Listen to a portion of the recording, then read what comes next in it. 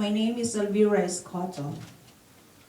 I am a member of the survivors group led by Miss Lisa Fox, and also I work in Kingston General Hospital as a central processing technician.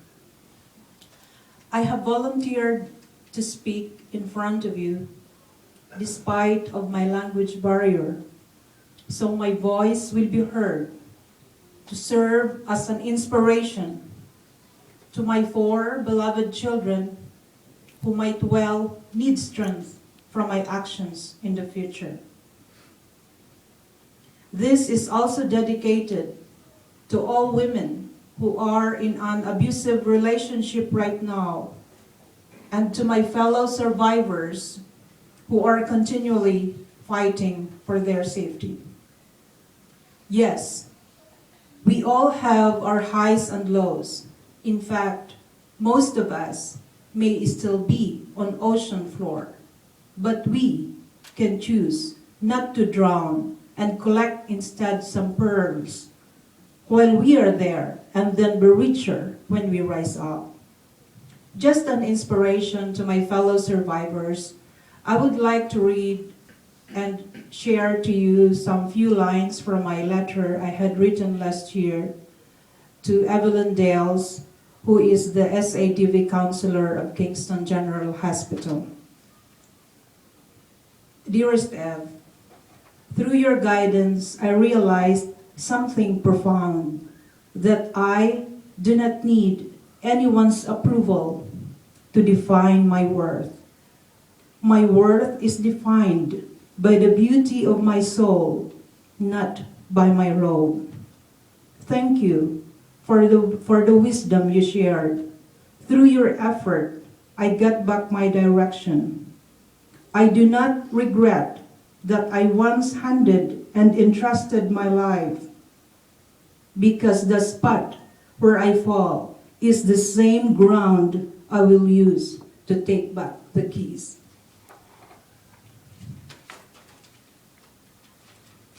Just like anybody else, it took me a long time to seek support. I was very reluctant to talk about this because I have a strong belief about marriage, commitment, and keeping our relationship and our family together. I was also too emotionally attached to my partner and had given up everything to the point that I almost forgot my own self-worth. I was raised as a Roman Catholic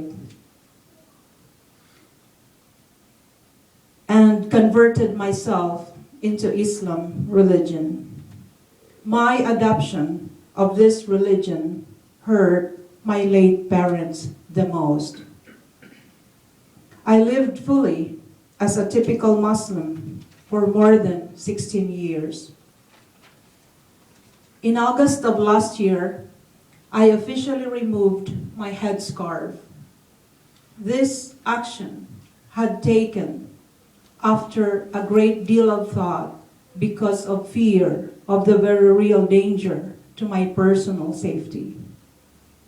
Because of my faith in God and in the criminal justice system of Canada, I did what I believe I really deserve, knowing that finding my old self is not a sin.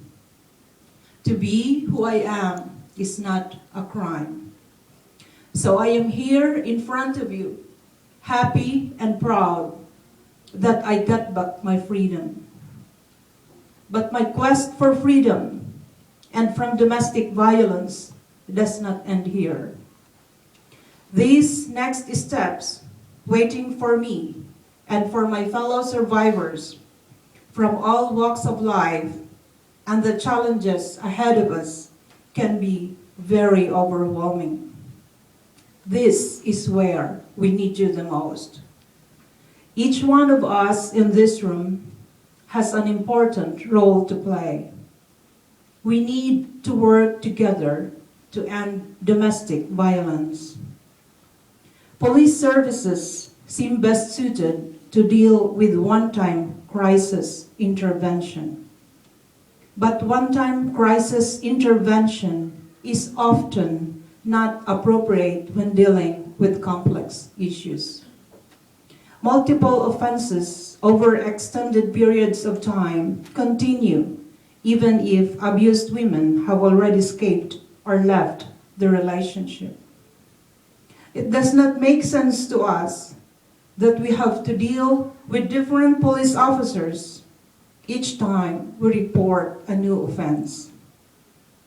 As time passes, we are called upon to repeat our story again and again with little effect, causing us to be more distant from our experience until we become numbed and finally lose details. All of which new service providers to doubt our credibility and question the seriousness of the abuse we had experienced. Life can become a series of fragmented and disjointed pieces of information which we must fit into your mandates. Bottom line, we do not understand the different systems. We do not understand what happened in various courtrooms. And we do not understand the roles and responsibilities of Crown Attorney versus Defense Attorney, or a probation office, or a justice of peace. We do not know the difference between Provincial Division Court, Court of Appeal, and Family Court. And why would we? Before we met you, most of us had not heard of peace bonds or restraining orders. And if we had, we assumed they were the same thing. While some support is available, for example, through the Victim Witness Assistance Program, the restrictive mandates limit you to specific courts or certain legal processes, or alternately exclude you from meetings and processes at the very time we need a support person or an advocate present. We need someone who is able to work with us and support us step by step through all the different legal processes, regardless of which court is involved.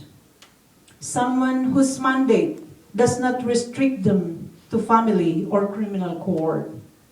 Someone who has the time to explain and review information as often as necessary to ensure that we can be an active part of our own recovery. It is unreasonable to expect any victim of violence to navigate their way unassisted through these complex and overwhelming systems, and then to try to organize all other supports and services we and our children need. We stand alone in the middle of this whirlwind. We see and pay the price for the cracks and loopholes that appear between your agencies. Yes, you may be supportive and helping us, but it is up to us to weave together this complex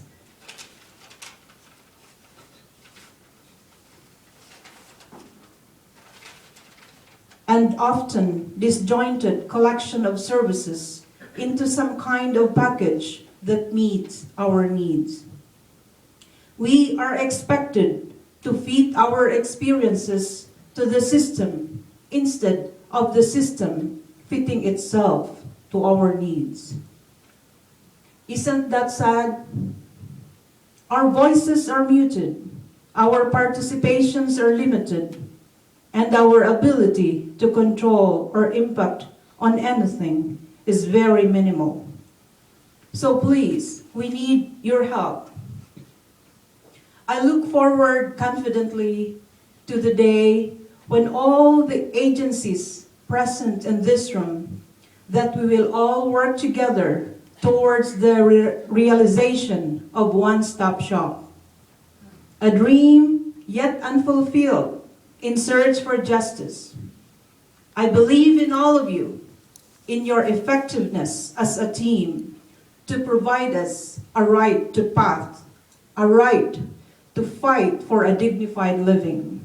We just have to remember, ladies and gentlemen, that saving one life is like saving the whole humanity. Thank you all very much.